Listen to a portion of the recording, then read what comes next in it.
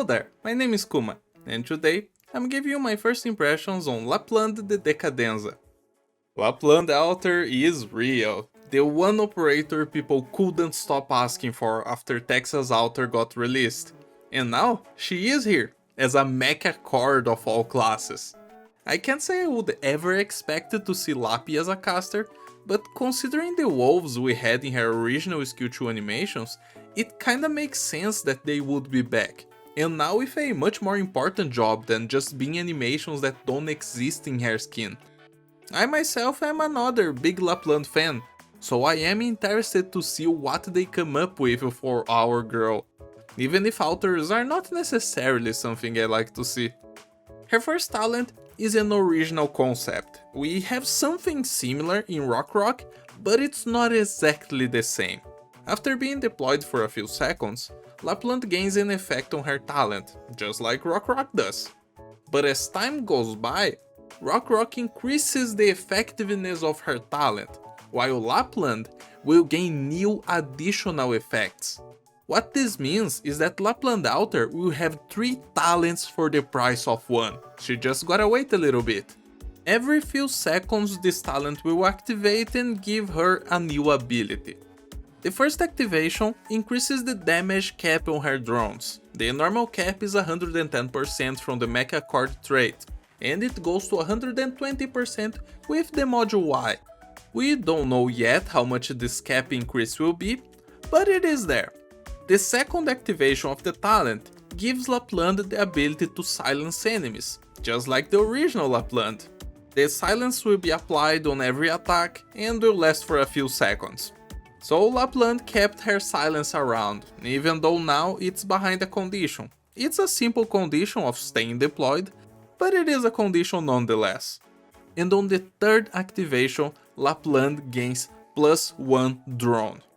She is the first mecha card to have an extra drone without activating any skill. But there's a funny comparison we can draw between Lappland Alter and Golden Glow here, because Golden Glow gets an extra drone in her skill 2, an infinite skill, and she deals a lot more damage thanks to her talent that activates while her skill is active. Lappland, on the other hand, will gain the extra drone for her talent and will deal more damage with her skills. It's a funny dynamic when you think about them like this, they kinda do opposite things, while doing the same.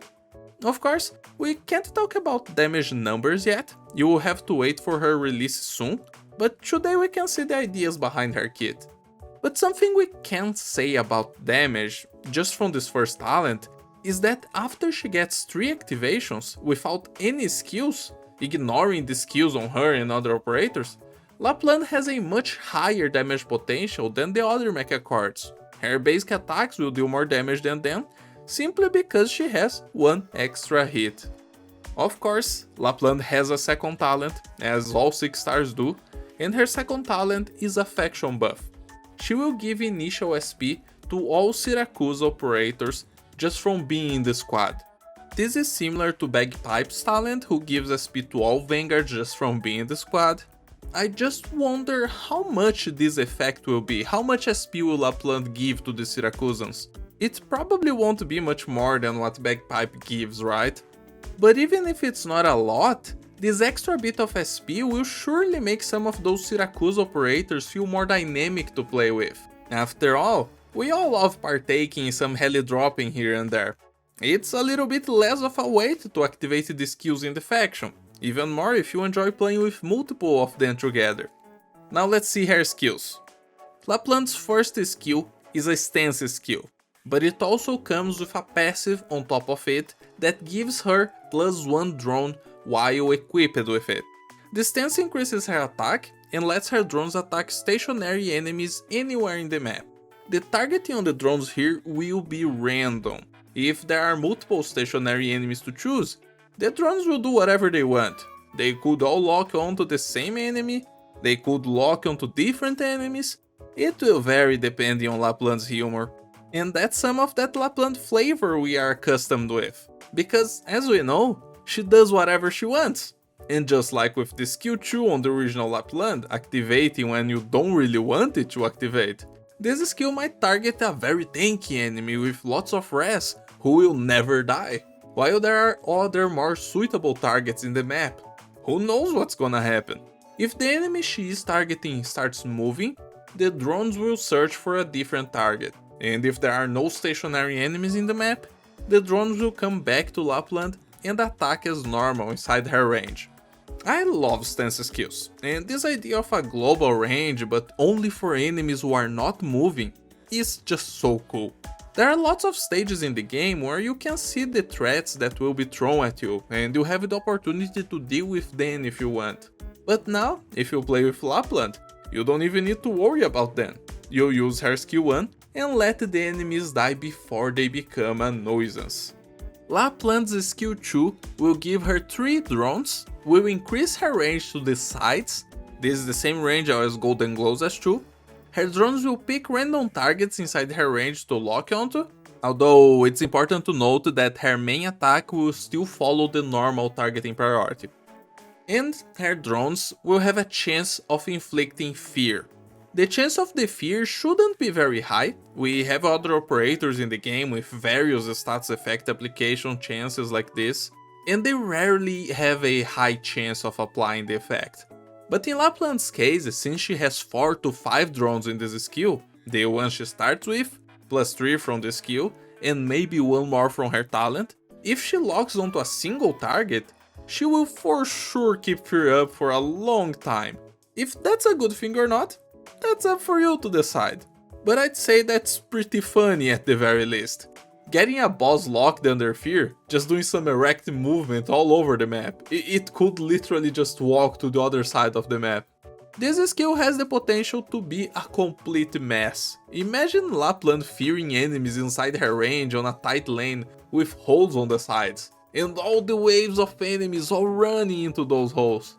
I wonder when enemies will start to get fear immunity, because soon it will be in the same position as stun. Too much availability just means everything is cheesable with it, and a little bit of effort. Well, enjoy fear while it's still new, because for now, you can be like Lappland and do whatever you want.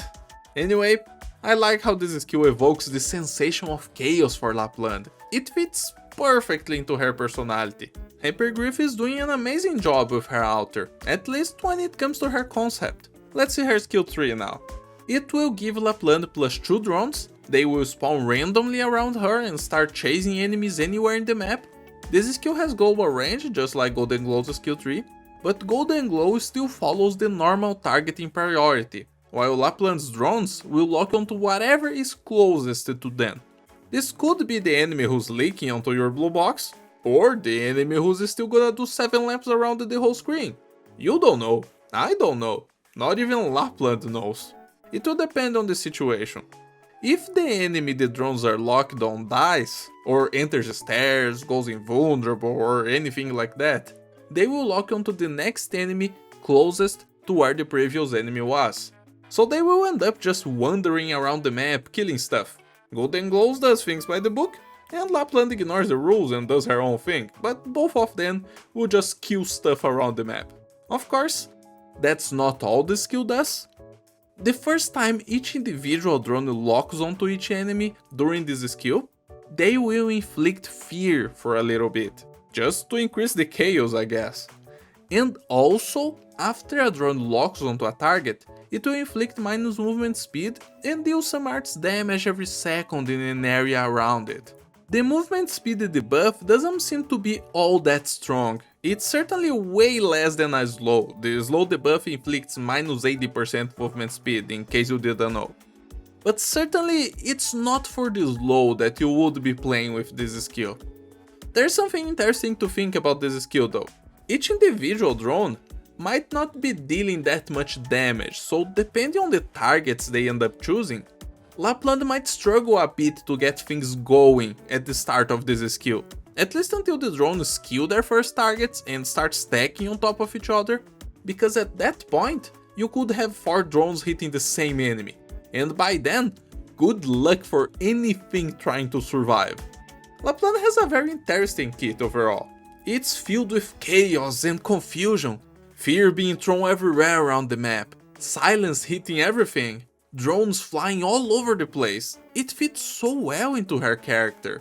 Of course, for the players who only care about damage, she will be an easy pick, in my opinion. After all, even if her numbers don't end up being that high, the sheer amount of hits she deals with each attack is crazy after her talent activates all the way.